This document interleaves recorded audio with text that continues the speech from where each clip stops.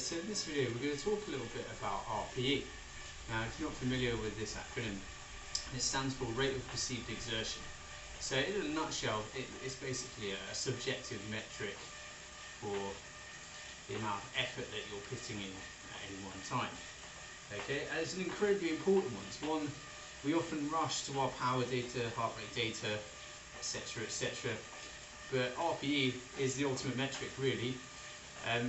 Its major downfall is that we can't really measure it, other than using a scale of 1 to 10, how hard you're working, 10 being full out sprint. Okay, but it's nonetheless, it's the most important metric, and it's a really important skill as well. And it ultimately comes down to knowing your body and just being present and acknowledging the effort that you're making, which can be a lot harder than it might sound.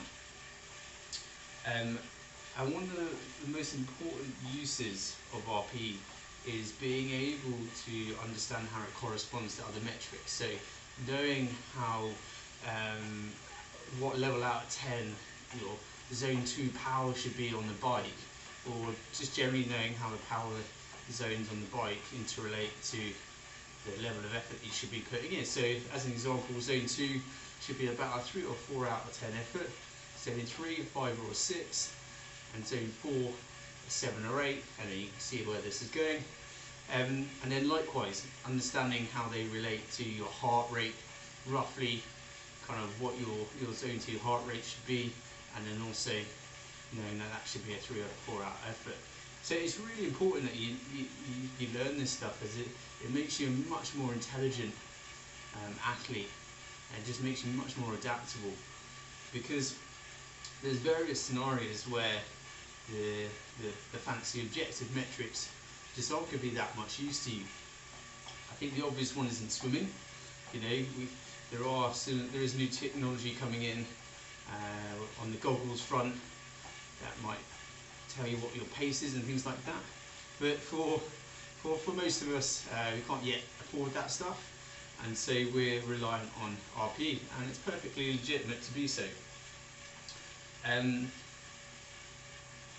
Ultimately, as I say, it comes down to understanding your body, knowing how you're feeling, and being able to drop back on RPE in certain circumstances is really important. One such circumstance is when the session just isn't going so well. You know, you're a bit fatigued maybe, or your mind's just not in it. Sticking to an arbitrary pace or power zone can actually be very detrimental. And it's those times where you're just getting nowhere near it, or your head isn't in the game. Often it's so much better to drop back onto RPE and just ask yourself, am I working at 3 or 4 out of 10, or whatever effort range you're meant to be in? And then the second example is during a race. So where technology can go wrong, we can forget to charge stuff, things don't calibrate properly or whatever, and you have to pull back on how you're feeling in order to pace your effort.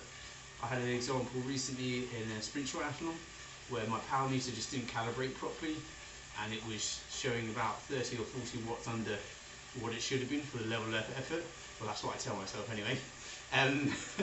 So in that circumstance, I had to just fall back and say, right, I see my heart rate's right, I know that at least, but really, how hard am I working? Can I sustain this for the full 20k of the bike and then run after it? And I think asking such a blunt question like that can keep you honest. So there you go, there's RPE, rate of perceived exertion, effort out of 10. Really important that you keep checking in with yourself whenever you're doing a training session, and any interval that you're doing. You might have your power or your pace or whatever, but just ask yourself a quick question: is this out of 10 the effort that I should be at? And I promise over time you'll learn a bit more about your body and the sorts of efforts that you can sustain.